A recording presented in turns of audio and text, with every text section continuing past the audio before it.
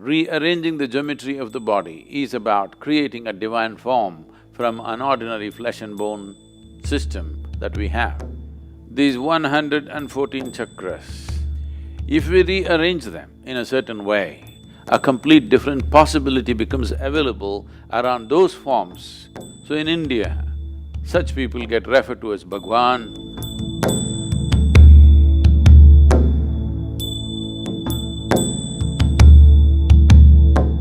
What we refer to as the universe or as cosmos is essentially a complex amalgamation of forms. All these forms, planets, stars, the whole systems, these are all forms. When these forms evolve over a period of time to become efficient forms, seemingly perpetual, they have become seemingly perpetual in our experience because of the perfection of geometry that they have arrived at. It's not something that it suddenly happened. Each one of these forms have evolved over a period of time. Certain forms which evolved beyond a certain point. When I say a certain point, if a form evolves beyond what the human form is competent of doing, then we would refer to that as the divine form, because anything that is above our capability and competence becomes divine in our experience. So when we say divine forms, the misunderstanding in the monotheistic religions is that those who have many forms have lost their way. That is, they do not know what divinity is, they have invented too many images. These forms are not invented, they're derived. By observing the nature of the universe, identifying that certain forms are able to perform and exist in a reverberance which is beyond what is normally considered human, then all those forms we identified as divine forms, which are worthy of looking up to. Above all, these are forms we have to learn how to use, how to become accessible to these forms which are more competent forms than our own form. There are natural forms on this planet which can function in a higher intensity than the human form, or we can assemble forms, or we can create forms, a certain combination of forms which will function in a higher way than the way we are right now.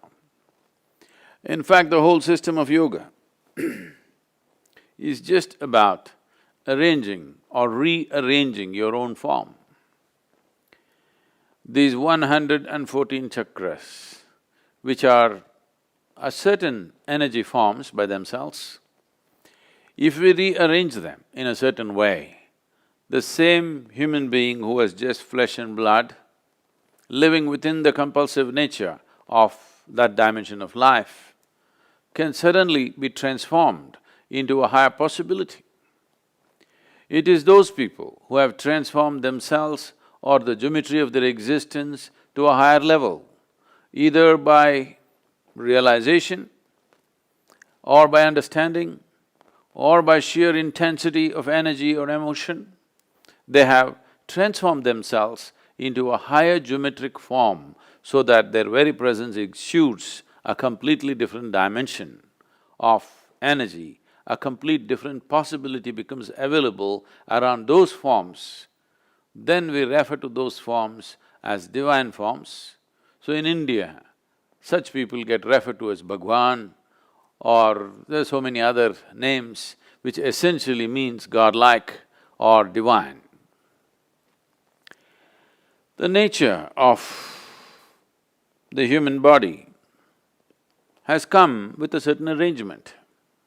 There's a whole science which has become a very quasi kind of science these days because of the intuitive sciences have fallen on bad places because general integrity in the society has fallen. People start saying things, guesswork is considered intuition. Otherwise, whenever a child is born,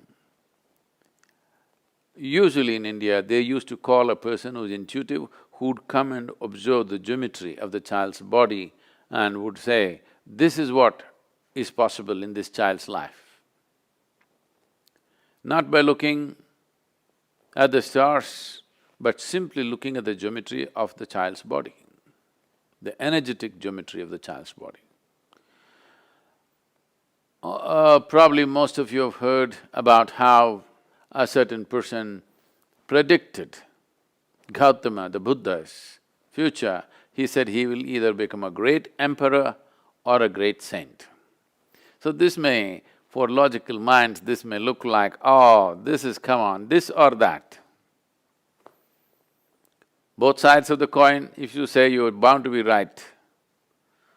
No, he's only talking about looking at the intensity of the geometry. He's saying, either in the material world he will achieve great things. Because he's a king's son, he's saying maybe he will become a great emperor. Or because of a certain observation, if such intensity is there in the child, why would he waste his time ruling over people? He would rather embrace them, which is more sensible to do. He would rather transform them, which is more sensible to do. So, he said the intensity is going beyond being an emperor. Being a king's son, probably he will become an emperor. But when I look at the intensity of the geometry, maybe he will become a great sage. Well, he turned out the other way around. He was not wrong in that prediction. If he had fallen back in his life for some reason, maybe he would have become a great emperor, a conqueror. Maybe he would have conquered many lands and become a great emperor.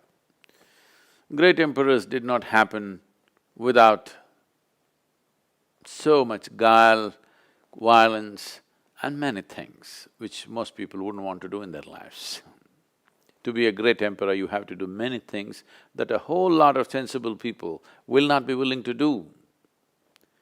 So Gautama chose the other way around and the prediction was not wrong. The prediction is he is looking at the seed and this can become a great tree. So the geometry of the body, rearranging the geometry of the body is about creating a divine form from an ordinary flesh and bone system that we have. Is something wrong with flesh and bone? Nothing wrong. It comes with its limitations. It's a compulsive form. Is something wrong being compulsive? Nothing wrong if you don't appreciate what it means to be free. Nothing wrong being compulsive. Is something wrong being a creature on this planet? Nothing wrong. It is just that if you die without exploring the possibility of being something more, human life does not get fulfilled. Every life, from the smallest to the biggest, is aspiring to become a full-fledged life. Because the human being has come with this possibility, which is quite limitless, because of that, people are trying to fix their ambitions and goals in their life. What is a seamless possibility? People are trying to fix it so that they will feel like achievers. If they pass an examination, they feel great. If they get a job, they feel great. If they earn $1 million, they feel great. Some nonsense like this. This is like among the lame people, you're a champion just because you have 2 legs. Human possibility has come with a seamless possibility. There is no way you or me can fix a goal, if I reach this, I'm done. It's a stupid way to culture one's life. If you arrange your inner geometry properly, this becomes a machine to go very far. How far it goes internally is entirely determined by the human being, the individual being. But how far it goes in the world are determined by the times, by the society, the social structures, so many things. You may get knocked down on the way. You may not get crucified, somebody may run you down on Highway 8, you know. So, how far we get in the world are subject to many things. How far we get within ourselves is just a question of arrangement of geometry, understanding, realization, understanding and the competence of being able to arrange it. The whole yogic system, starting from the physical phase of asanas to everything, is essentially to reorganize or to re-engineer our geometry in such a way that it begins to function in a way that you have not imagined possible till now.